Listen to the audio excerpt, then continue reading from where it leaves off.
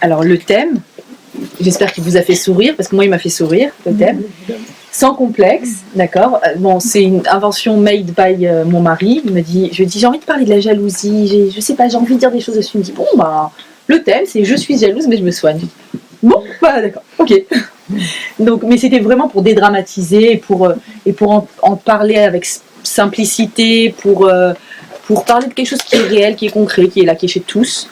Et sans sentir un poids, le poids de... Souvent, on a tendance à voir sur la jalousie, que, ah là là, celui-là, oh, elle est jalouse, oh, il est jaloux, oh, c'est de la folie, ça marche pas parce que ceci, parce que ça. Ou sur des enfants, où on les catalogue aussi, dans une fratrie, les uns d'être plus jaloux que d'autres. Et donc, je crois que... Enfin, moi, ce qui m'a donné envie, en tout cas, d'aborder ce thème, c'est d'abord le nombre assez incalculable de fois où des personnes viennent me voir en me racontant, alors soit si c'est des jeunes couples ou des jeunes fiancés, en disant voilà, ben ça marche pas parce que il se plaint que je suis jalouse, ou bien elle se plaint que je suis jaloux. Ça, je l'entends énormément de fois et ça brise. Et il me semble que la réflexion ne se fait peut-être pas exactement comme elle doit se faire, donc on va voir ça, mais pas seulement. Je parle aussi du lot Ahmad qui est dans les 10 commandements. Lot Ahmad, le 10e commandement, ne pas envier. Ne pas envier, et la Torah précise, le champ, la femme, la maison, etc. de l'autre, c'est-à-dire ce que l'autre a. Évidemment, on vit dans un monde avec modèle comparatif, et puis ce que l'on a ou l'on n'a pas, bah, c'est des propulseurs, c'est des moyens de faire, etc. Donc on est là souvent à regarder à droite à gauche ce qui se passe chez les voisins, et souvent on pose des questions par rapport à ce que nous-mêmes possédons. Et donc étant donné le nombre de fois où j'ai eu à être moi-même confrontée à ce questionnement me concernant mes enfants, ou concernant les nombreuses questions qui venaient, je me suis dit, allez, ce serait sympa de rentrer dedans, dans ce lot Ahmad qui est très compliqué, parce que n'oubliez pas que dans les 10 commandements, la plupart des 10 commandements, la plupart, c'est vraiment, allez, on claque des doigts et c'est bon.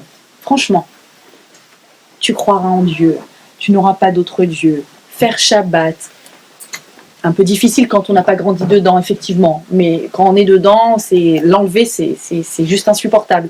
Le respect des parents, faut être plus naturel. Alors des fois, à l'âge de l'adolescence, c'est plus complexe, mais dans l'absolu, ne pas tuer, ne pas voler, ne pas violer, bon, ça va quoi. Et tout d'un coup, tu as ce 10e commandement qui arrive, l'autre Ahmad, où tout d'un coup on te parle de ton intériorité, de ton vécu de toi-même avec toi-même, à l'intérieur de ta personne, des fois sans que personne ne le sache d'autre que toi-même. Tu es au fin fond de tes pensées, tu dis quoi ? Même au fin fond de mes pensées, je dois avoir une telle maîtrise de moi, je dois être capable de ne pas... L'autre Ahmad, ne pas envier. L'autre Ahmad, c'est ne pas envier. Est-ce que juste c'est possible, tu dis ? Et dans la droite ligne de tu ne tueras pas, tu ne voleras pas. Alors autant les uns sont simples, autant là on se dit... Ça paraît compliqué. Et pourtant, je crois que si c'est dans les 10 commandements, et si ça a une telle place, eh bien, peut-être qu'il y a quand même une façon d'aborder la chose qui est peut-être pas si compliquée que ça. C'est ça qu'on va essayer de voir ensemble. Alors, bienvenue. Merci. Voilà, vous avez des feuilles. Bon, donc la semaine dernière, j'étais partie sur mon idée que voilà, ça me travaillait. En général, les cours, c'est toujours plus ou moins en relation avec les thèmes de la semaine qui me travaillent, etc. Et puis ce Shabbat, bon, j'ouvre le Chumash, la paracha, et puis donc là, il y a Parashat Sarah, la paracha à venir, Parashat Toldot, et bim, et ça, à tous les coups, ça arrive. Franchement, à tous les coups, ça arrive. Le mot paracha, ça veut dire, c'est l'Efaresh. L'Efaresh, c'est te donner une explication, te donner une visibilité de la chose. C'est quoi ? Ça n'arrive pas que la paracha ne vienne pas être Mefaresh, te donner écho, te faire écho de quelque chose qui te travaille en semaine. C'est pas possible. À tous les coups, c'est juste une question de lecture après. Mais toujours, tu vois exactement ton questionnement, ce qui t'a perturbé, ce que tu as vécu, ce que tu as bien vécu, ce que tu as mal vécu, tu vas le voir dans le paracha. Et là, j'étais en pleine réflexion de jalousie et je vois, mais mince, un Pérec, un chapitre entier, dans la paracha de Toldot, qui ne parle que de ça. Et c'est un chapitre assez méconnu, parce qu'il est assez obscur. C'est Yitzhak, donc qui devient de plus en plus riche, et puis il grandit, et jusqu'à ce qu'à un moment, les Philistins n'en peuvent plus, et la Torah dit clairement, Vayekan ou Otto, ils l'ont jalousé, et qu'est-ce qu'ils ont fait? Ils ont dit, mince alors, avec tous ces puits-là qu'il a creusés, à chaque fois il creusait des puits, évidemment, la fertilité de ces champs et puis avoir suffisamment de quoi donner à boire pour tous leurs animaux dépendait évidemment des puits. Encore fallait-il forer au bon endroit et trouver les puits et avoir... ça me fait penser à ce film de Marcel Pagnol, où, comment il s'appelle déjà? Jean de Florette. C'est dans Jean de Florette où il a bouché le puits de la personne. Un drame terrible. Bref, bon, il a pris ça dans la Torah apparemment, puisque qu'est-ce qu'ils vont faire les Philistins? Ils vont boucher les puits que Abraham avait creusés en son temps. Yitzhak va les recreuser. Et ils vont lui dire, bon, ça suffit, t'es trop riche. Ciao. Allez, tu t'en vas parce que là, c'est trop. Et effectivement, il va partir. Yitzhak va partir parce que la jalousie des personnes présentes était devenue intenable. Donc, il lui faisait du mal et donc il a fallu qu'il s'en aille. Donc ça, c'est les 3 versets que donc vous avez. Donc Vaïgdalaïch, Yitzhak devient très très riche, Adkid Gadal Meod, il devient très très très extrêmement puissant, son père l'était déjà avant lui, et il possède énormément de bétail, et Vaïkanu Otto, donc ils l'ont jalousé, et tous les puits qu'avaient creusés les serviteurs de son père, du temps de son père Abraham, les Philistins les comblèrent en les remplissant de terre. Vaïkanu Otto, et là évidemment les Mefarshim s'arrêtent, pour dire, mais attends 30 secondes. Si tu jalouses, d'accord? Ils ont jalousé cette richesse qu'il a eue tout d'un coup. Eh bien, prends-les pour toi, les puits. Mais en les comblant, en les remplissant de terre, ni il pourra en profiter, ni toi tu pourras en profiter. Qu'est-ce que c'est que cette forme de jalousie-là? Où, à la fin, personne n'aura rien. Quel est l'intérêt? Pourquoi? Et le Maharal d'expliquer, c'est pas tellement... À la limite qu'eux, ils n'ont pas, s'en fiche. Ce qui leur était insupportable, c'est que lui, c'est ça qui était insupportable. C'est pas tellement qu'il voulait... Bon, s'il avait peut-être pu l'avoir, pourquoi pas encore pousser encore, c'est un mieux.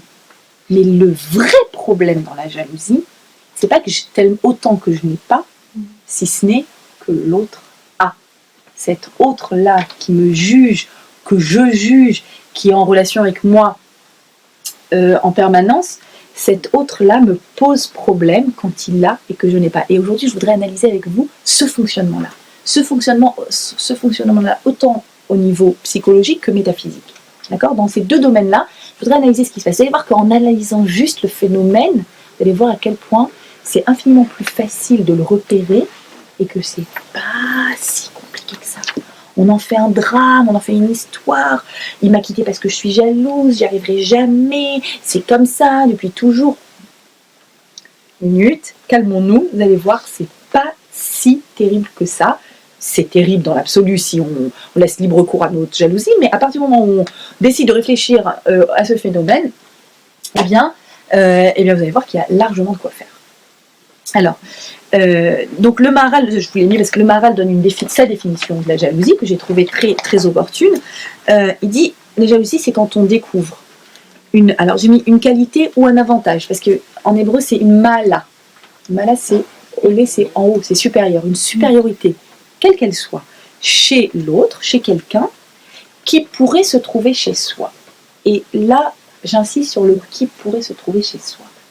Parce que le Maharal précise bien, on sait tous que on n'a jamais vu un paysan en train d'amener sa charrue et ses bœufs, de voir le carrosse du roi passer avec la princesse et de dire oh, elle, je la veux, elle est pour moi, elle m'est destinée.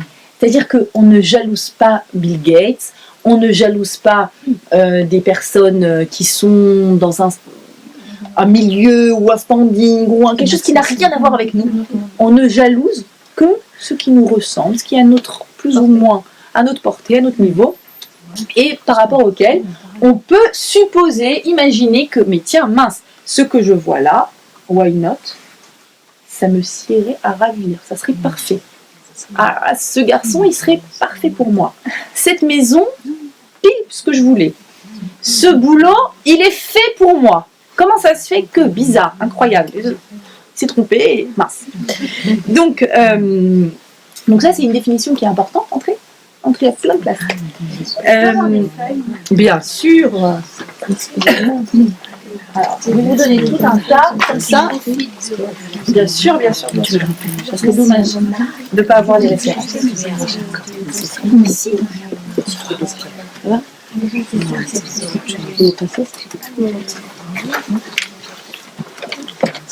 Alors, quelle est, donc une fois qu'on a défini ce que c'est que la jalousie, et que maintenant, voyons quel est le danger.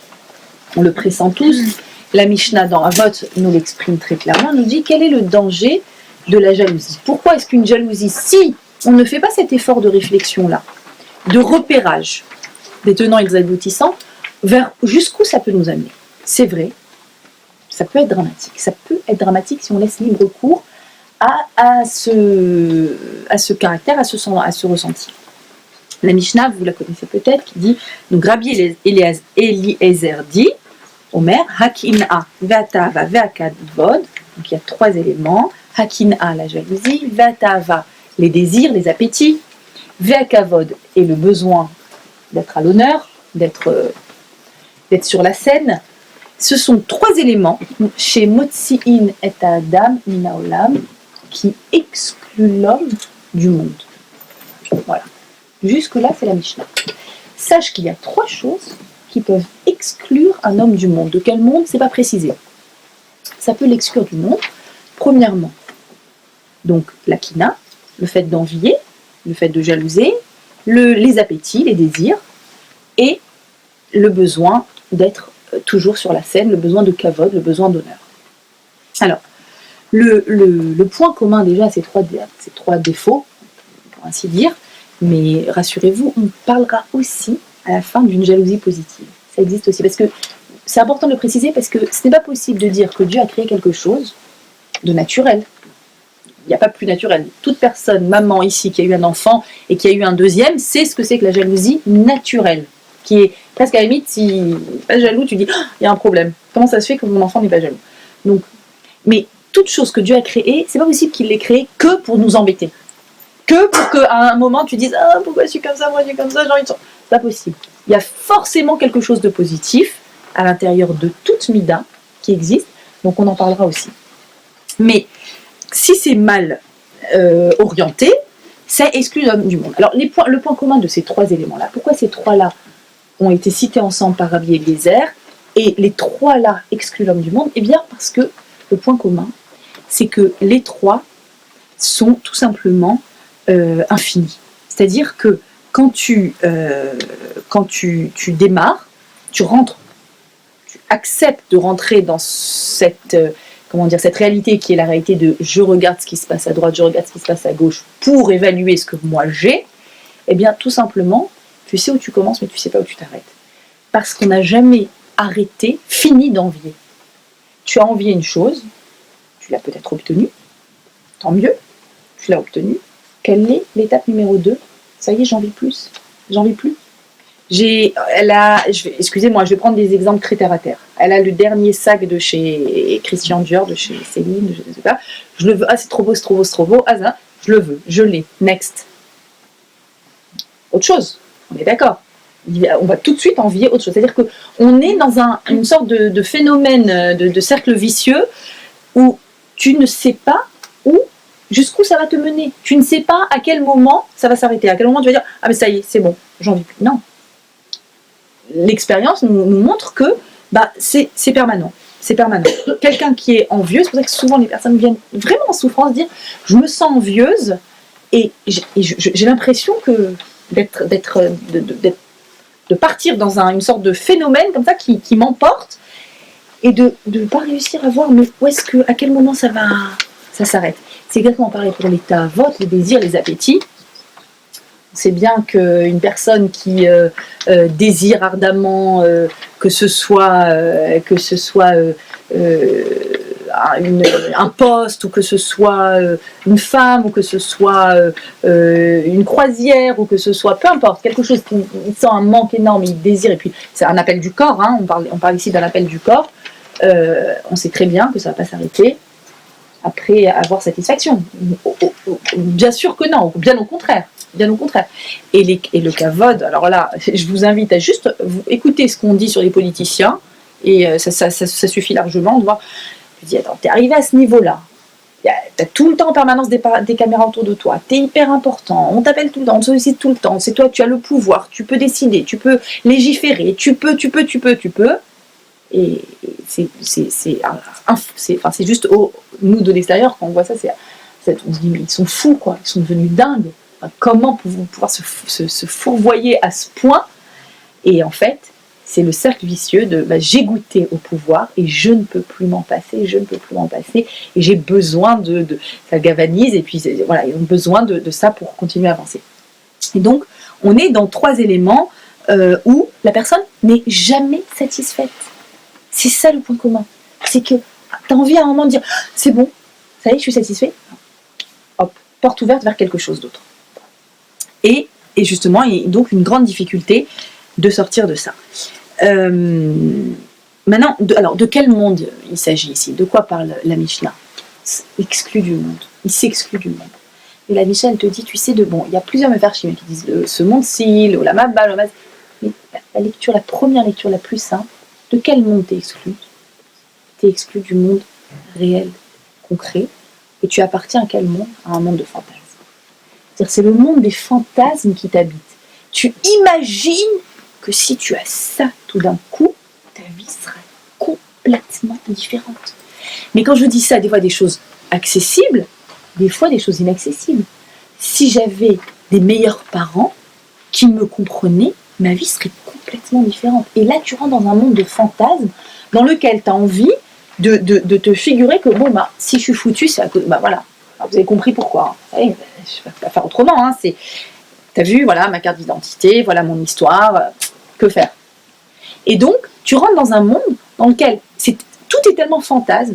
Les désirs, et là c'est vrai pour tout, hein, les honneurs, les désirs, la jalousie, que en fait tu dis, si seulement j'avais comme un tel eu accès à ce job, mais c'est ça, c'est parfait. Voilà, j'aurais pu faire ceci, j'aurais pu faire cela. On va voir, et là ce qui est intéressant, c'est d'essayer de voir comment rentrer dans le mécanisme intérieur pour pouvoir le neutraliser. Vous allez voir que c'est Bezrat Hashem, avec l'aide d'Hashem, c'est possible. En tout cas, ici, ce qu'elle dit, la Mishnah, c'est très intéressant. Ce qu'elle te dit, finalement, elle est en train de te dire, t'as pas intérêt. Elle n'est pas en train de dire, la Mishnah, ici, permis, interdit, fais ceci, fais pas cela. Ici, on est dans des maximes des pères, conseils généraux, où il te dit, ça s'exclut du monde, ça veut dire que sache que laisser, c'est-à-dire ne pas accepter de lutter intérieurement contre cette nature qui existe en tout être humain à partir du moment où il arrive sur Terre, c'est finalement faire le choix de s'exclure d'un monde réel pour appartenir à un monde du fantasme, à un monde de l'imaginaire, à un monde où on vit que dans les si, et pas dans la réalité. Si c'était ainsi, si j'avais pu, si j'avais rencontré, si j'avais connu, d'accord? Si mes parents faisaient Shabbat, j'aurais pu, on entend beaucoup les si. Et donc, effectivement, on va voir comment on peut rentrer dans ce mécanisme. Il faut savoir que la Torah présente, au tout début, dans la jeunesse de l'humanité, nous présente le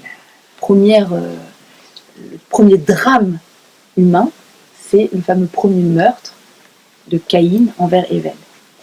Et la Mishnah, ici, les Mefarshim de la Mishnah disent, tu sais, ce premier drame d'humanité, il a à l'intérieur de lui les 3 éléments. Ces 3 éléments qui sont cités par la Mishnah, ils sont à l'intérieur de ce premier drame. Qu'est-ce qui s'est passé dans ce premier drame? Chacun a voulu se rapprocher d'Hachem. C'est marrant hein, de réaliser que, tiens, même dans ce contexte-là, c'est-à-dire on peut envier dans tous les domaines. Il n'y a pas de domaine cachère et pas cachère. L'envie, la jalousie, elle s'agrippe à tout ce qu'elle peut. Et donc là, il y a donc Hével qui fait un korban, il y a Caïn qui fait un korban, il y a un des 2 korbanot, un des 2 sacrifices qui est agréé en premier lieu, l'autre pas. Et il est écrit « Vaïcha les Caïn me'od ».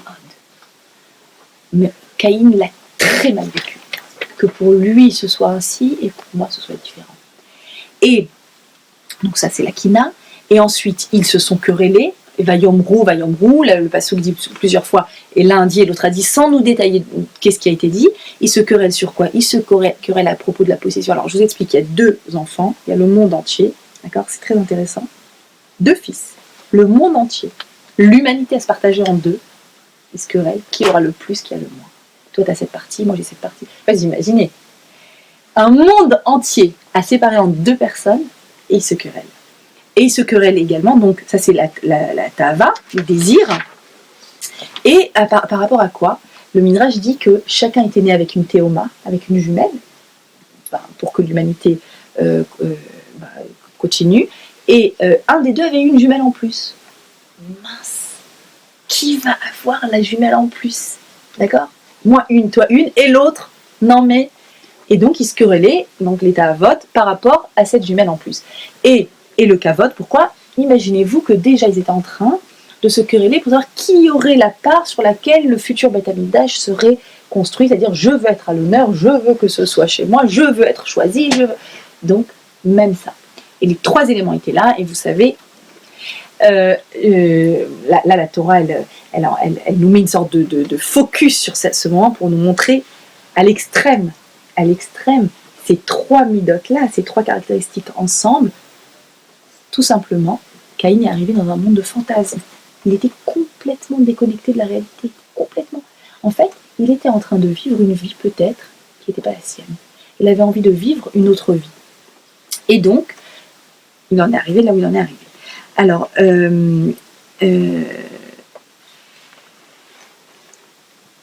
bien, on va essayer de voir maintenant ce qui serait maintenant, une fois qu'on a fait un peu le tour de la question. Je pense que c'est pas la peine de le faire davantage. On sait tous de quoi on parle. Voir quel est le moyen le plus qui se prête à nous, le plus efficace pour voir de quelle façon on peut quand même réussir à se défaire en partie ou beaucoup.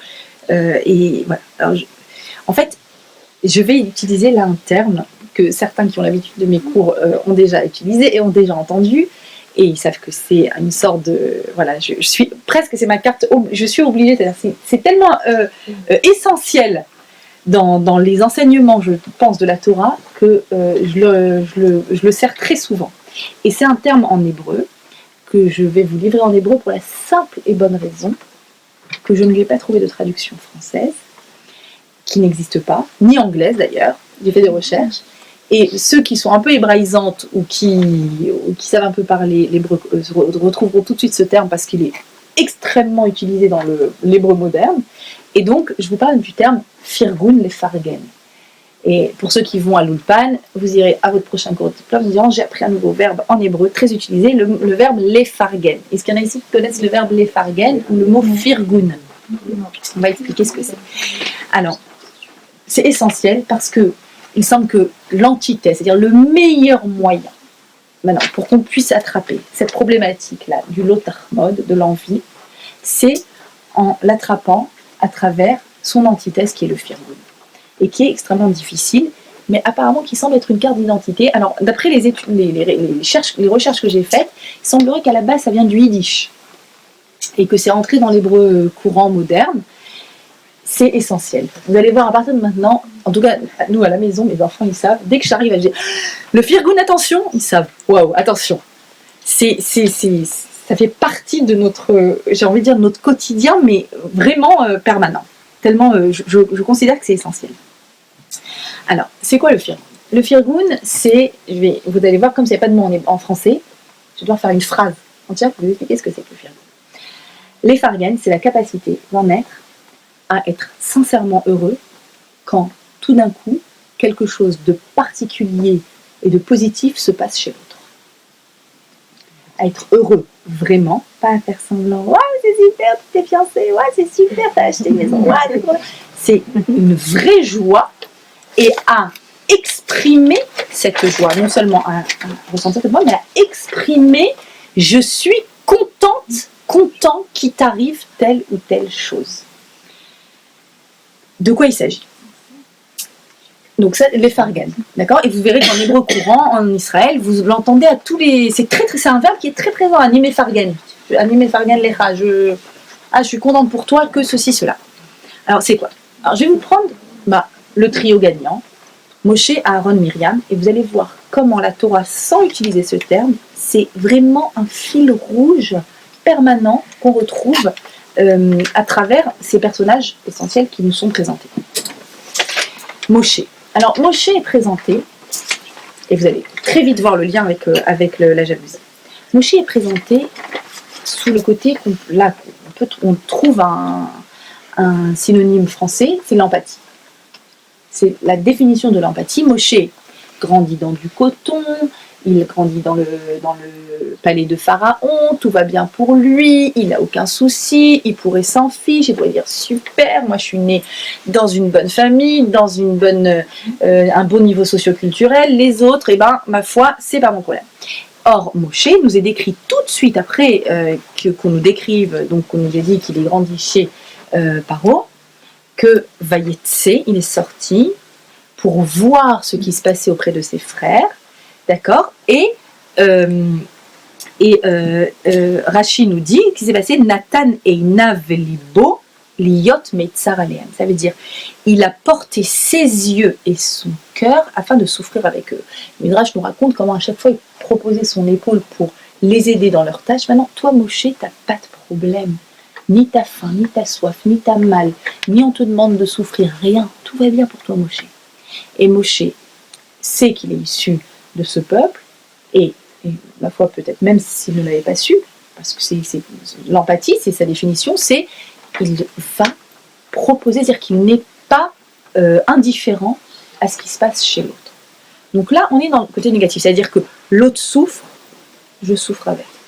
L'empathie. Donc il va prendre avec lui, d'accord, la souffrance de l'autre. Aaron déjà, c'est un autre niveau, complètement. Aaron, ce qui nous est présenté. Pour Aaron, ce qui est dit, c'est... Alors, il y a un épisode très étonnant, très étonnant. Juste avant que Moshe ne commence sa mission d'aller parler à Pharaon pour que le peuple sorte d'Égypte, etc. Donc il y a l'épisode du buisson ardent, Dieu lui parle, Hachem lui parle, et voilà que Hachem lui dit, écoute, voilà, il faut y aller. Tu vas chez Pharaon, et voilà ce que tu vas dire, et voilà ta mission, et il faut, et tout. Et Moshe ne veut pas. Mais Moshe, t'as souffert avec eux. T'as envie qu'ils sortent, t'as envie que ça cesse. Rien à faire. Un dialogue hallucinant entre Moshe et Dieu. Mais non, mais pourquoi moi? Mais je peux pas. Mais tu vois, j'ai la langue comme ceci, je sais pas bien parler, je peux pas. Et ensuite, il se trouve... Et un ping-pong. On assiste à un ping-pong. Si tu vas y aller, non, je vais y aller. Si. Et enfin, on a le mot de la fin. Quel était le problème de Moshe? Son problème, c'est qu'il avait un frère plus âgé que lui, qui est Aaron, et qui lui n'a pas eu cette chance de grandir dans des draps de soie, et qui lui était concrètement déjà le chef sur place.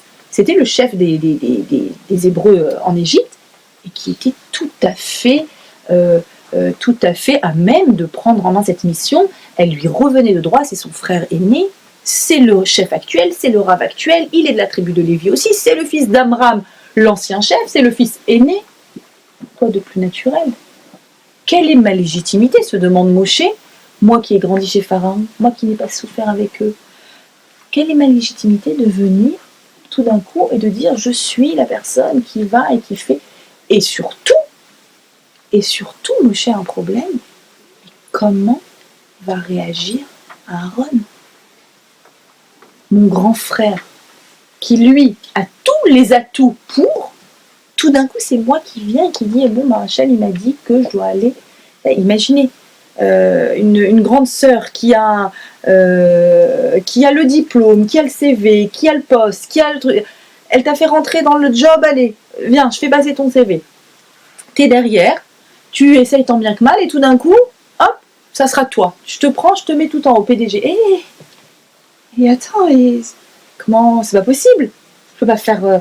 Et donc, Moshe est sensible à ça, se dit, je ne peux pas accepter une mission qui inclut à l'intérieur d'elle que mon frère sera dans un état sous-entendu, il va certainement m'envier, ou il va certainement envier la situation, peut-être pas moi, mais la situation. Bref, il y a quelque chose ici qui n'est pas très juste.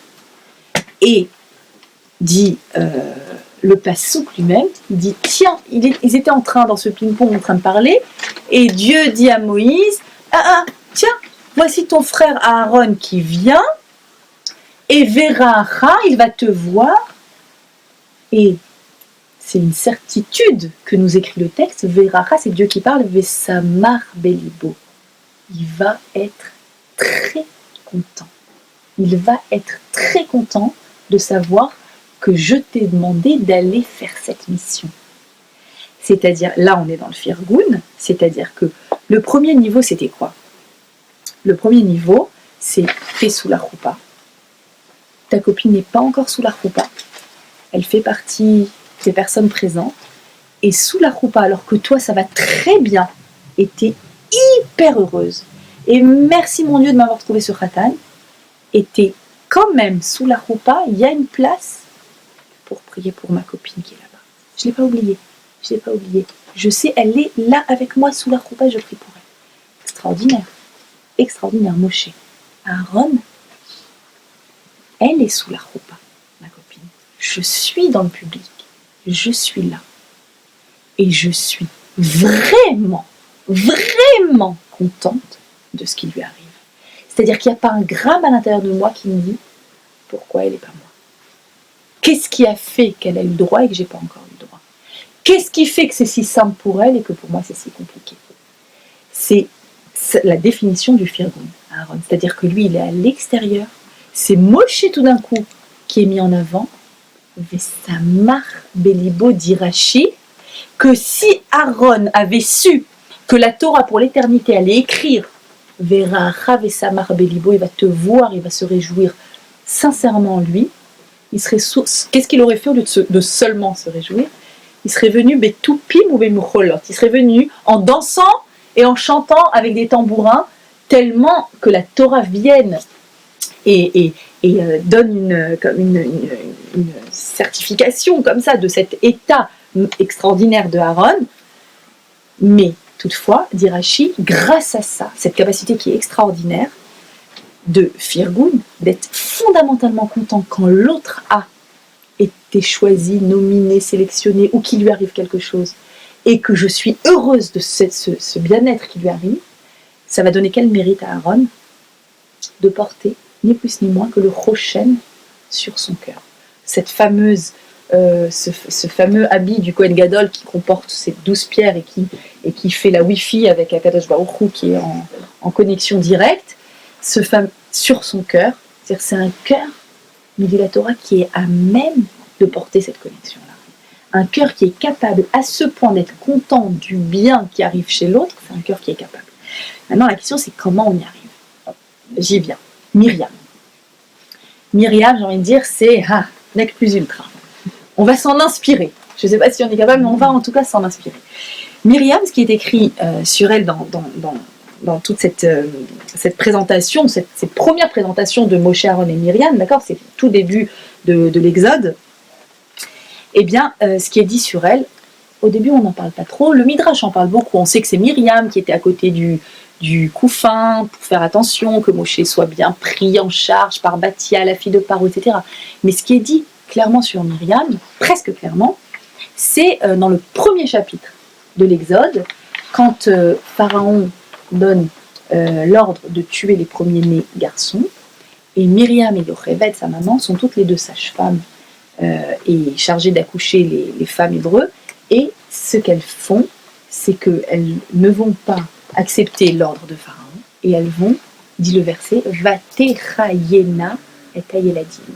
Vatechayena, ça veut dire elles chayent la vie. Elles ont fait vivre les enfants. Pas seulement elles ont fait vivre, parce que, on va pas faire de la conjugaison complexe, mais ce verbe c'est un piel, et le piel c'est quand une action est faite fortement, avec insistance. Vatechayena et Tayeladim, ça pourrait se traduire, elles ont forcé les enfants de vivre. Pourquoi? Dit le Midrash. Le Midrash nous raconte un phénomène extraordinaire qui s'est passé. C'est que ces mamans-là qui portaient ces bébés, et qui les mettait au monde dans des conditions dramatiques, et qui se demandait quel serait l'avenir de ces bébés, et qui peut-être se demandait si elle serait à même de les élever, de les faire grandir, mais oui, mais pour quel avenir? Donc, par rapport à toutes ces difficultés-là, c'est des mamans en souffrance qu'elles recevaient, ces sages-femmes, et ce qu'elles faisaient, leur nom dans la Torah, c'est Shifra et Poua. Rachi, évidemment, il s'agit de Yocheved et Myriam. La Torah a voulu les nommer Shifra et Poua pour nous enseigner. Shifra, c'est Meshaperet, une des deux. Meshaperet et Avlad. Ce qu'elle faisait, c'est qu'elle embellissait le bébé. Ils ne sont pas toujours très très beaux, les bébés à la naissance. Elle le rendait magnifique, elle le peignait, elle le faisait sentir bon, elle lui mettait des beaux habits, et elle l'amenait à sa maman quand il ne pleurait pas. Poua, c'est la deuxième qui calmait le bébé. Poua et Tayeled, elle le calmait avec des paroles attendrissantes, parce que, se disait psychologiquement, donner à une maman, un bébé qui a tout fripé, qui est en larmes, il faut beaucoup de force, intérieure pour se dire « je peux ». Et là, c'était maman en souffrance. Et donc, ce qu'elle faisait, c'est qu'elle facilitait au maximum. Elle rendait le bébé beau, jusqu'à ce qu'il soit calme, jusqu'à ce qu'il soit mignon, jusqu'à ce qu'il aille bien. Et c'est seulement son là qui dit « regarde le bébé comme il est beau. Regarde, il t'attend, tiens, prends-le dans les bras ». Et donc, elle favorisait, elle facilitait aux mamans ce moment-là. Pas seulement, Vatechayena, qu'est-ce qu'elles ont fait? Le Midrash nous raconte quelque chose de fabuleux. Elle dit, statistiquement, il n'y a pas si longtemps que ça, les mamans, malheureusement, c'était tellement dangereux de mettre au monde un bébé que pouvaient soit mourir en donnant naissance, soit il y avait un très grand nombre de bébés qui, à la naissance, naissaient mort-nés, que Dieu préserve. Et aujourd'hui, tout est médicalisé, mais c'était des choses qui arrivaient de façon extrêmement fréquente. Et donc, ce qu'elles ont fait, elles ont décidé, quoi. Paro, il nous dit de faire ça. On se débrouillera avec lui. C'est sûr qu'on ne le fait pas. Ces femmes ont eu le courage d'accepter de donner la vie dans des conditions pareilles. Alors là, c'est sûr qu'on ne va pas le faire.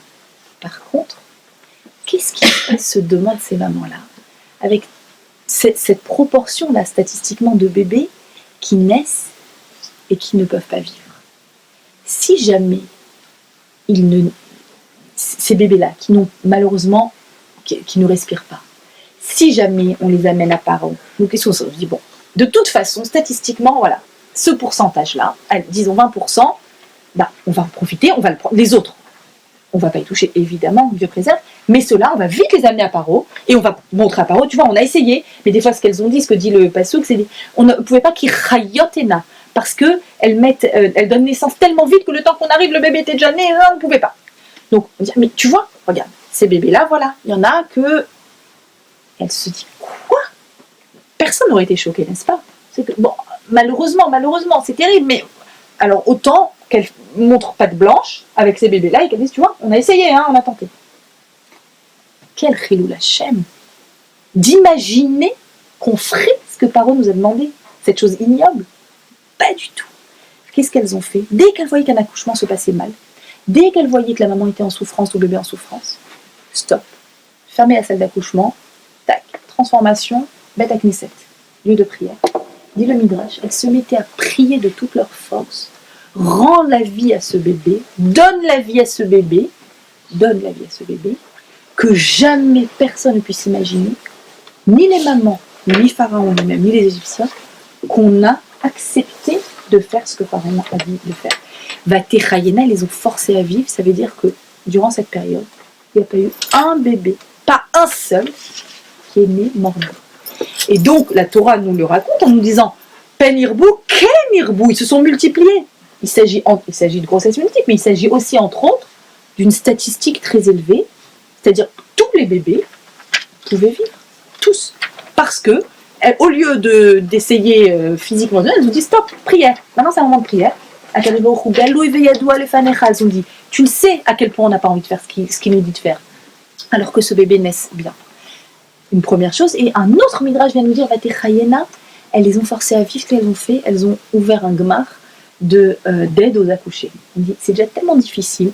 Elles se sont débrouillées, lesquelles n'ont pas assez de farine à la maison, lesquelles n'ont pas assez de légumes à la maison, et elles ont commencé à faire une chaîne d'entraide pour toutes les accouchées, pour que ça se passe de la meilleure façon qui soit. Quoi qu'il en soit, ce que la Torah me dit sur Myriam, quand elle me présente Myriam, c'est premièrement à quel point elle prend soin de son petit frère, et quand il ne voudra pas téter d'une nourrice non juive, elle va l'amener à sa maman pour qu'il puisse téter, etc. Et à quel point elle prend soin des autres mamans qui mettent au monde. C'est qui Myriam? Myriam, c'est quelqu'un qui n'a pas d'espoir de vie, qui n'a pas d'espoir de mariage, qui n'a pas d'espoir d'avoir des enfants, étant donné que Pharaon est en train de sévir, il sévit concernant les bébés garçons, il n'y a pas beaucoup de garçons. Donc, et il n'y a pas de mariage, et il n'y a pas de... Et donc, elle, Myriam, est dans une situation dans laquelle elle se dit, moi, j'existe pas. Moi, je me mets de côté. Par contre, ceux qui sont dedans, ceux qui sont mariés, ceux qui ont des enfants, etc., je vais tout faire pour leur faciliter la tâche. C'est-à-dire que Myriam, t'as la personne sous la roupa. On a parlé de la personne qui est à l'extérieur de la roupa. Elle, non seulement elle n'est pas sous la roupa, mais c'est l'organisatrice du mariage. Et en même temps que ça, elle n'a même pas d'espoir d'aller sous la roupa. Elle est en esclavage, elle est en Égypte, elle n'est pas mariée. La Torah nous raconte ni qu'elle est mariée, ni qu'elle a des enfants. Et elle est là, elle a un souci en tête, le bien-être de l'autre. C'est son seul souci. Faire de telle sorte que les accouchés aillent mieux, que les bébés vivent, qu'ils soient beaux, qu'ils sentent bon, qu'ils soient mignons, que les mamans l'aiment. Ça, c'est Myriam. Ces trois niveaux-là, dont on vient de parler, qui sont donc les trois éléments, enfin, l'empathie et puis ensuite le firgoun et le firgoun plus, c'est, j'ai envie de dire, à travers Moshe, Aaron et Myriam, on est en train de nous livrer le secret d'une existence, d'être un avec soi-même et de vivre sa vie réelle et non pas imaginaire ou fantasmée. Je m'explique. En fait, comment peut-on en arriver à ce firgoun? Comment peut-on en arriver là, ça a l'air magnifique quand on parle de Aaron qui est Bessamar, Bélibou, il est content. Comment je peux en arriver, moi, dans mon quotidien, à faire P1? C'est une élève qui m'a parlé de ça la semaine dernière. Faire P1 avec, en l'occurrence, c'était son copain ou sa copine, peu importe. On bosse ensemble. Il l'a, je l'ai pas. Et j'exprime que je suis contente. C'est hyper difficile. C'est hyper difficile. Alors, le côté de Moshe, d'accord, l'empathie, c'est celui qui a eu, est capable à l'intérieur de sa joie d'avoir réussi son examen, d'inclure aussi le désarroi de son ami qui l'a pas eu. Le côté d'Aaron, c'est la personne qui l'a pas eu, capable d'être vraiment, vraiment content pour la personne qu'il a eu. Et Myriam, plus. Comment est-ce qu'on arrive à cette capacité d'être content pour l'autre quand il arrive quelque chose à l'autre? Eh bien, il s'agit ici tout simplement du principe fondamental de la Hashgacha Pratit, de l'aide divine personnelle sur chacune des personnes. Je m'explique. En préparant le cours, donc j'ai voulu chercher une image sur la jalousie pour la mettre, et donc je tapais Google Images, jalousie, et une phrase qui revenait sans arrêt. Moi, il n'y avait pas d'image sensationnelle, vraiment pas. Et presque tout ce qu'on trouve sur le net à propos de la jalousie, il s'agit de jalousie dans le couple, pratiquement tout. Et une phrase pas sensationnelle qui revenait sans arrêt, c'est une femme jalouse, c'est, je sais plus comment il disait, mais en gros c'est super, c'est-à-dire qu'elle est très très amoureuse.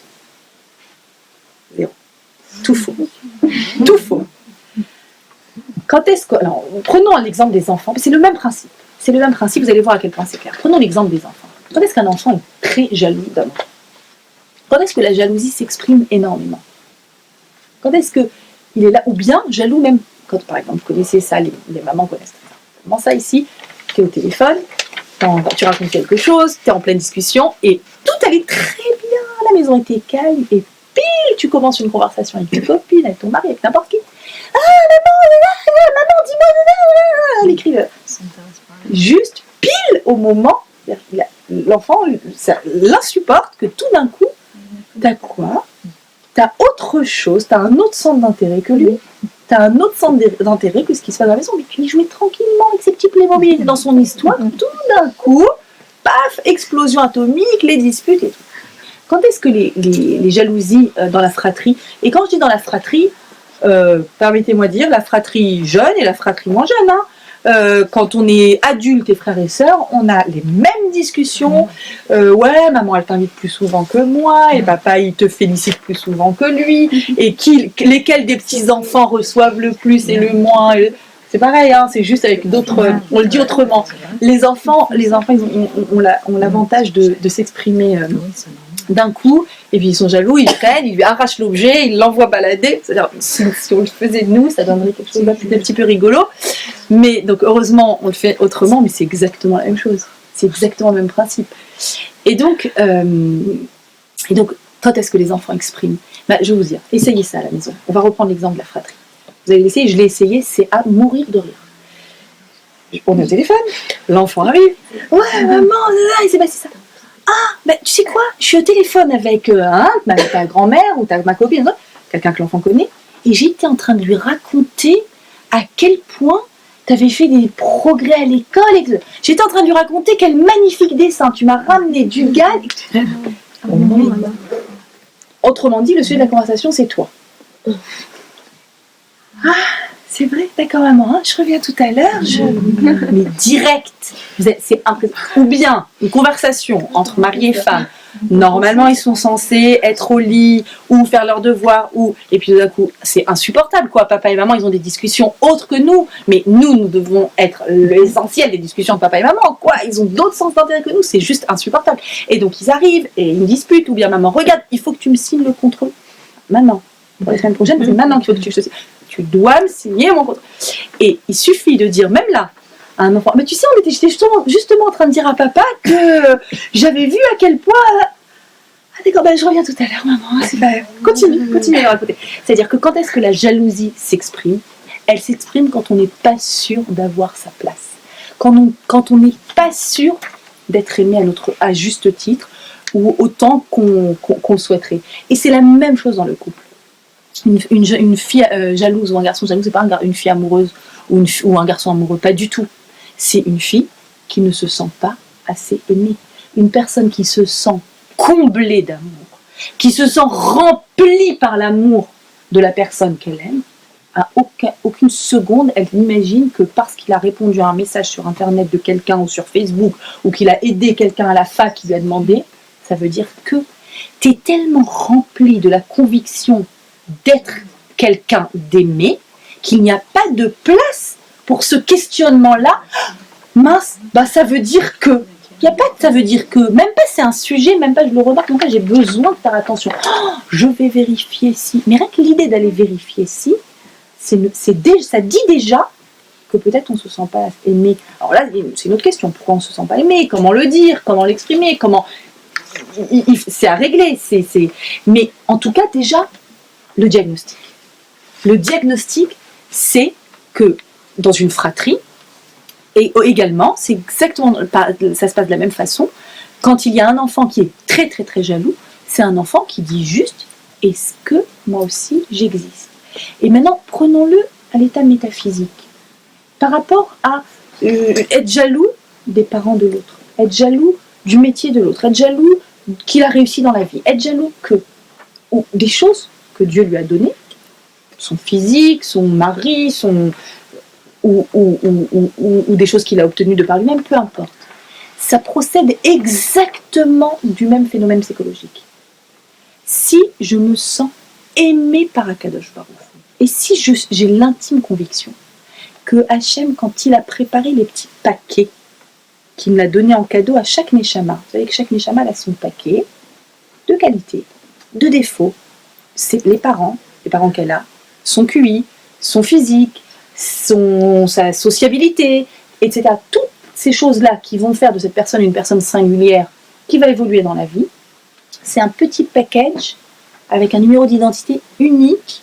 D'accord ? Et le problème, c'est que des fois, on a l'impression que, tiens, quand Hachem il était en train de distribuer le mazal à chacun, tout d'un coup, il y a un mazal, il lui a échappé, il ne sait pas où il est passé, par erreur, il est parti chez elle, mais c'était mon mazal. C'est pas possible, mais il a échappé. Il a problème de... Voilà, il n'y avait pas assez de gardiens en haut, et lui échapper des mains. C'est-à-dire que si tu as la conviction que chacune des choses que tu as dans la vie et qui t'aident à grandir, à évoluer, c'est une chose qui a été, Akadosh Baruch Hu a pris soin à la loupe, mais à la loupe, il t'a donné exactement les parents qu'il te faut. Il t'a donné exactement la sœur tyrannique qu'il te faut. Il t'a donné exactement l'enfant, le clown et le dépressif régulier qu'il te faut. Il t'a donné exactement l'enfant et le mari et la belle-mère aussi qu'il te faut. Tout. Il t'a tout donné pile poil. Il n'y a pas lieu de se dire que lui c'était pour moi, cette belle-mère c'était la mienne et ses parents ça aurait été mieux d'être les miens, etc. C'est-à-dire que tout simplement tu es rempli, c'est ça qu'on appelle le monde fantasmé, le monde réel, tu es rempli par la réalité et cette réalité c'est pas une réalité du hasard, c'est pas une réalité de j'ai pas eu de chance, c'est une réalité d'un soin tout particulier et aimant d'Akadosh Baruch Hu à ton égard, c'est pile poil ce qu'il te fallait.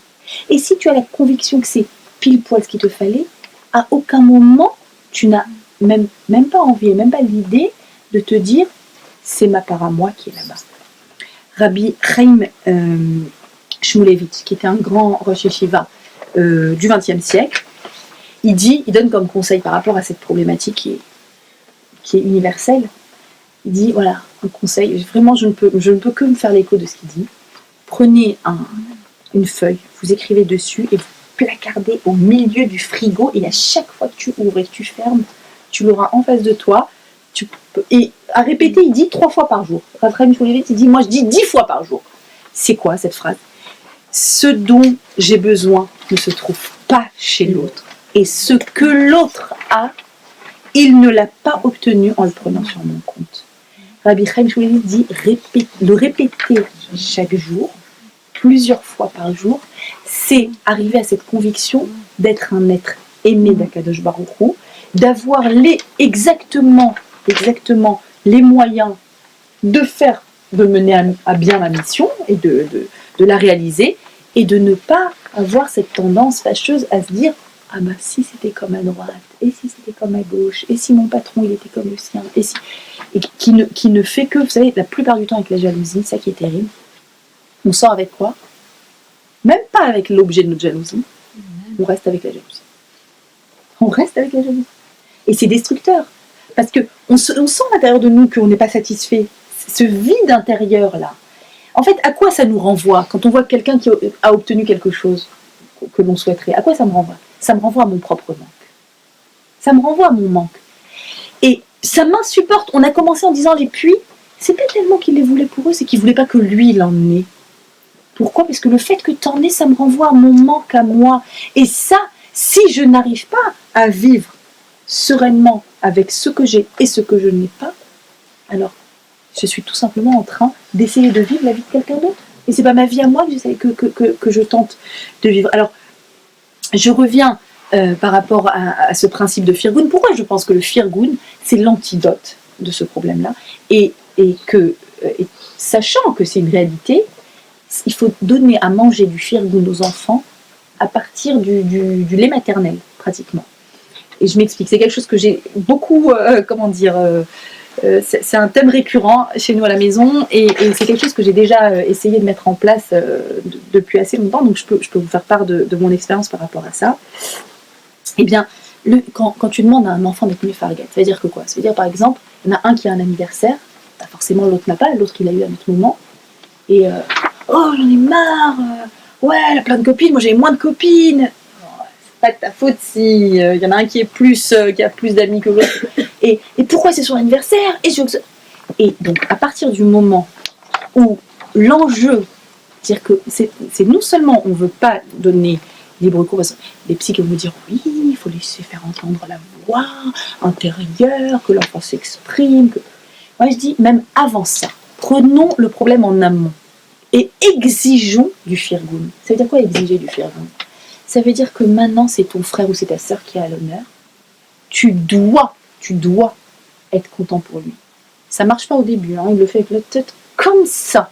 Mais vraiment, Alors, par exemple, une des choses qu'on a tenté, on continue, hein, on est tout le temps en phase expérimentale, hein, ça finit pas.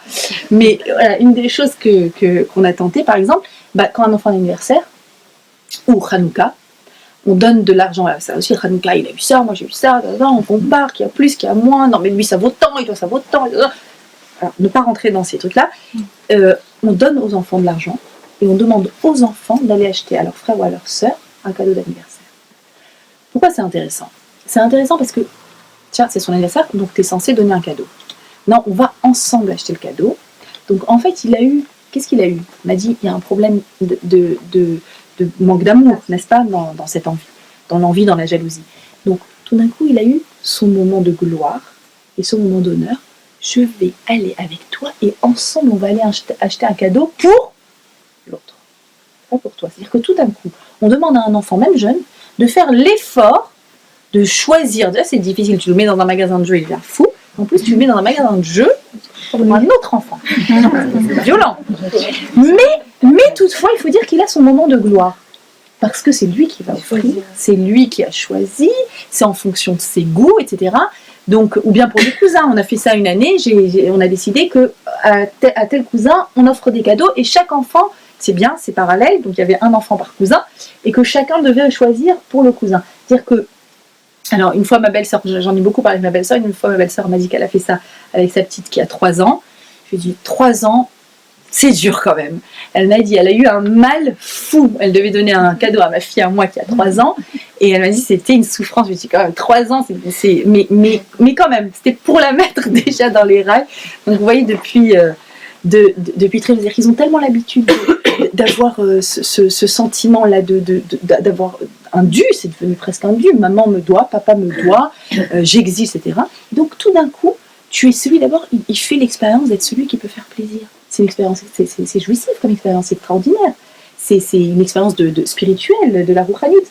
Tout d'un coup, je suis quelqu'un qui peut apporter du plaisir à l'autre. Et donc, automatiquement, d'une certaine façon, arrive le feel good, c'est-à-dire, je suis contente qu'il a Hanouka, qu'il a son anniversaire, ou qu'il a telle ou telle chose, parce que je participe de façon active à sa joie. Donc, au début, ça se fait vraiment la mort dans l'âme. Et ça se fait un petit peu avec la tête de Tchabam, comme ça, mais petit à petit, c'est au moins pour que ce soit un sujet, c'est-à-dire que on n'est pas tellement exigeant avec les enfants, mais étant donné que la nature humaine est tellement envieuse, déjà qu'il y ait un sujet, l'autre mérite ta considération et mérite même peut-être ta joie, peut-être même que tu peux être content qu'il lui arrive ça. Quand l'autre a une bonne note, et pas lui, ou quand l'autre a un grand-père, une grand-mère qui l'invite à venir les voir, prendre le train, aller les vacances, des trucs, c'est extrêmement difficile. Et alors, des fois, on rentre très souvent, on rentre avec les enfants, ou encore une fois, la fratrie adulte, à un modèle comparatif. Alors, bon, et on se met à calculer. Alors, toi, donc, tu as eu tant et tant, lui, tant et tant, il manque tant pour un tel, ils sont là en train de se faire ces calculs. Et une fois, j'assistais quand j'habitais en Israël, j'assistais à des cours par rapport justement à ce problème de la jalousie dans la fratrie. Et elle n'exprimait pas de cette façon, mais enfin, c'était exactement la même idée. Et la personne qui nous formait avait donné cette idée, elle a dit, vous savez, quand on accepte de rentrer dans ce modèle comparatif-là, et qu'on rentre dans le jeu des enfants, avec lui il a eu le temps, l'autre il a eu le temps, etc., il dit, j'ai vu une fois une famille où des enfants avaient reçu pour Shabbat un waffle, c'est une petite gaufrette, et il s'était mis à poser les 2 gaufrettes l'une à côté de l'autre, mais sérieux, et à calculer laquelle était la plus grande. D'accord, les petits enfants. Laquelle était la plus grande, c'est-à-dire que en fait, la réalité c'est quoi ? C'est que si on considère pour nous, on dit là, pour sortir de cet état-là, on considère qu'Akadosh Baruch Hu nous a donné exactement ce dont on a besoin, mais pas la même chose pour les uns et les autres. C'est-à-dire qu'il y a une forme d'injustice dans le monde. Quand on regarde le monde comme ça, on dit c'est injuste. Il y a des riches, il y a des pauvres, il y a des intelligents, il y a des moins intelligents, il y a des canons, il y a des mannequins, il y a des gens qui ont des parents qui à la fois milieu socio-culturel et à la fois éducation et à la fois et ils partent aller là en vacances. Et tu dis mais il y a une injustice apparente, n'est-ce pas ? Sauf que la réponse à cette injustice c'est quoi ? C'est qu'effectivement Akadosh Baruch Hu n'avait jamais eu l'intention, il n'a pas l'intention de donner la même chose à tout le monde. Absolument pas. C'est à chacun en fonction de sa mission unique et singulière. Quand on a cette conviction-là, que ce que l'on reçoit est en fonction de notre mission unique et singulière, eh bien, on peut également, avec nos enfants, avoir le même type de réflexion. Je sais que je marche sur des œufs, mais avoir ce même type de réflexion, de dire, effectivement, lui, il a eu et toi, tu n'as pas eu, parce que vous n'êtes pas les mêmes. Et parce que moi, parent, j'ai l'autorité de décider que « Ah, mais c'est pas juste !» Tu peux considérer que c'est pas juste. Effectivement, je comprends que tu comprends, mais tu dois nous faire confiance. Et je pense que... Alors, tu me promets que... Non, je te promets pas. Mais si tu as besoin... Non, et ne pas oublier, évidemment, c'est très très difficile, c'est tout un... Il faut sortir de l'engrenage de l'égalité à tout prix, et ne pas oublier que tout d'un coup, quand il s'avère que c'est l'autre qui a eu, ah, mais tu vois, là c'est toi qui as. Et je ne considère pas que l'autre il doit aussi avoir, parce que vous êtes différents. Vous êtes différents. Et chacun doit avoir, et vous devez nous faire confiance par rapport à ça. Et cette confiance, nous, à qui on doit faire confiance? À notre papa à nous. À notre papa à nous, on doit faire confiance. C'est le même, ça procède exactement de la même chose. On doit avoir d'abord cette confiance d'être un être aimé, et d'avoir exactement tout, reçu exactement tout ce dont nous avons besoin pour pour réaliser notre mission, pour la mettre en œuvre. Par rapport à cet élément-là de mission unique, de singularité des êtres et d'avoir reçu d'Akadosh Baruch Hu des kelim, des moyens différents les uns des autres, il y a quelque chose de très touchant dans la fin du livre de la Genèse, à Parashat Vayechi, et vous allez voir qu'en fait, toutes les personnes ici présentes qui bénissent leurs enfants le Shabbat, qui sont bénis par leurs parents le Shabbat, sont bénis exactement, c'est ça le contenu de la bracha.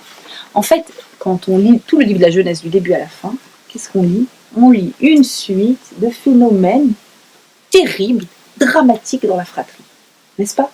Je commence par Caïn et Ével, les deux premiers frères. Inutile de dire à quel point c'est un drame. Il y en a un qui vient et qui tue l'autre. Ensuite, on continue. Les frères suivants que l'on connaît, c'est qui? Ishmaël et Yitzhak. Séparation. Il y en a un qui prend la flèche, qui essaye de... Non, il faut Garachet à Amazot. Donc, ils s'en vont. Ça ne fonctionne pas. Yaakov et Esav. D'accord? Il s'enfuit vite. Il a pris et l'autre il vient, il y a 400 hommes et il veut te tuer. Alors on va se séparer, on va faire plusieurs camps. Drame. Et ensuite, on croit qu'on en est sorti. Enfin, c'est Jacob. Non. Yosef et ses frères. Jalousie terrible. Le petit dernier, le fils de Rachel, il a eu une coutonnette. Ils le jalousent, ils veulent le tuer. Ne le tuons pas. Ok, on va le vendre à cette caravane qui part en Égypte, et vous connaissez la suite, encore une histoire dramatique. Et quand est-ce que ça s'arrête, les histoires dramatiques là? La Torah ne te montre que ça. Ça s'arrête à Ephraim et Ménaché. C'est la première fois depuis le début du livre de Bereshit qu'il y a deux frères, Ephraim et Ménaché, les deux frères de Yosef. Le grand, c'est Ménaché, le petit, c'est Ephraim. Yaakov est sur son lit de mort, il veut bénir toutes les tribus. Yosef lui amène ses deux enfants. Yaakov ne voit plus très bien et il met la main droite sur la tête du second et la main gauche sur la tête du premier. Vous connaissez cet épisode. Et il va bénir Ephraim et Ménaché. Yosef lui dit non papa, attention, Zéa Katan ve Zéa Gadol, attention, tu as dû te tromper, voilà le grand, voilà le petit. Yaakov qui répond Yadati, béni, Yadati, je sais mon fils, je sais. Je suis conscient de ce que je suis en train de faire, mais, dit-il, Ve'ulam Arivakaton, mais son petit frère, Yigdal Mimeno, sera plus grand que lui. Les enfants entendent ça, Ephraim et Ménaché, et donc le deuxième a besoin de ma main droite, explique Rashi, c'est de lui que descendra Yoshua bin Nun. Elle a besoin de cette droite de Yaakov pour être capable d'entrer en Israël, de faire la conquête, et d'installer, c'est lui qui aura la difficile mission après Moshe, d'installer ce peuple en Israël. Et donc il a besoin de cette droite. Et pour la première fois de l'histoire de toute la Bible, on a deux frères.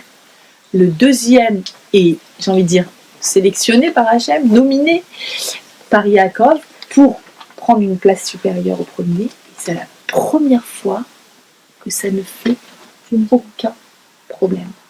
C'est-à-dire que Ephraïm est conscient de sa mission, Ménaché est conscient de sa mission, c'est-à-dire qu'ils sont conscients de leur singularité, ils sont conscients d'être les maillons d'une chaîne, ils sont conscients qu'il y a une histoire indépendamment d'eux, de leur propre existence et de leur propre jalousie et de leur propre intériorité. Et donc, ce que Jacob va dire, Yesimcha Elohim Kephraim Kemenaché, cette phrase a été gardée pour l'éternité, pour bénir tous les enfants, les petits-enfants juifs. C'est-à-dire que qu'est-ce qu'on est en train de leur dire?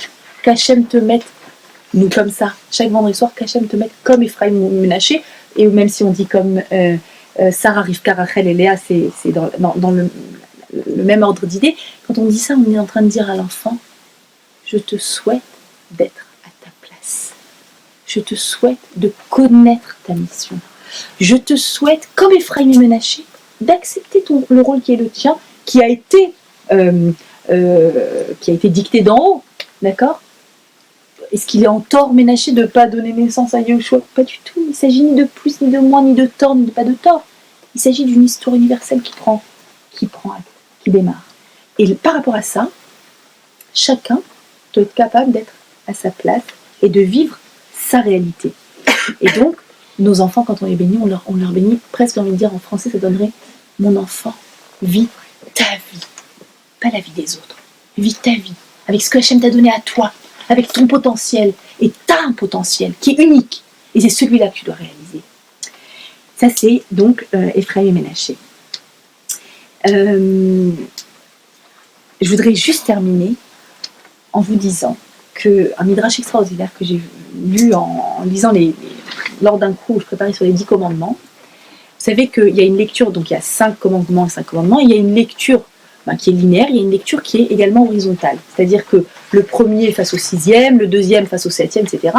Or, le dernier commandement, l'Otachmod, se trouve, donc ne pas envier, ne pas jalouser, se trouve face au commandement Kabed et avicha veit imecha, tu honoreras ton père et ta mère. Et autant pour tous les autres, la symétrie, je ne vais pas rentrer là-dedans, mais la symétrie est flagrante et visible entre le premier, le 6e, le 2e et le 7e, autant là, quel lien y a-t-il, demandent les commentateurs, entre l'interdiction d'envier et le devoir de respect des parents?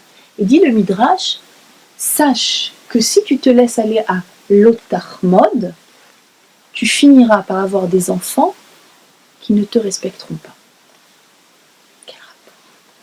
Quel rapport? Et au vu de tout ce qu'on a vu maintenant, parce que c'est d'une puissance extraordinaire ce que dit le Midrash, il est en train de dire qu'un foyer dans lequel c'est un sujet, ce qui se passe à droite, ce qui se passe à gauche, inutile de dire qu'il n'y a pas de firgoun, il n'y a pas d'expression de joie de ce qui se passe chez les autres. Donc un foyer dans lequel on remet en question, pour ainsi dire, tiens, eux ils ont eu ça et ça, et eux comme ça, et là, et donc on exprime qu'on aurait souhaité pour nous peut-être avoir ces moyens-là et être capable d'eux et pouvoir. Eh bien, c'est un foyer dans lequel finalement, qu'entendent les enfants, on est en train de remettre en question le choix d'Hachem. N'est-ce pas? Ni plus ni moins. Hachem a choisi qu'il va obtenir une qualification pour ce travail. Hachem a choisi qu'elle va trouver une villa magnifique dans le 16e, incroyable, tu pensais même pas qu'elle existait. Hachem a décidé que tu es en train de remettre en question le choix d'Hachem. Eh bien, les enfants qui grandissent avec ça, plus tard, ce qui se passe, c'est qu'ils vont eux aussi remettre en question le choix d'Hachem. Quel est le premier choix d'Hachem nous concernant? Dans quelle famille on est? Qui sont mes parents? Et respecter ses parents, c'est d'abord accepter qu'ils sont mes parents. Et c'est comme ça qu'Hachem a décidé, a dicté que c'est ce qu'il y a de mieux pour moi. Ce sont les parents idéal pour que je puisse mener à bien ma mission. Et donc le lien ici, on voit, il est assez clair, c'est-à-dire que, effectivement, en fait, ici l'enjeu c'est quoi? C'est premièrement de sentir qu'on est un être aimé.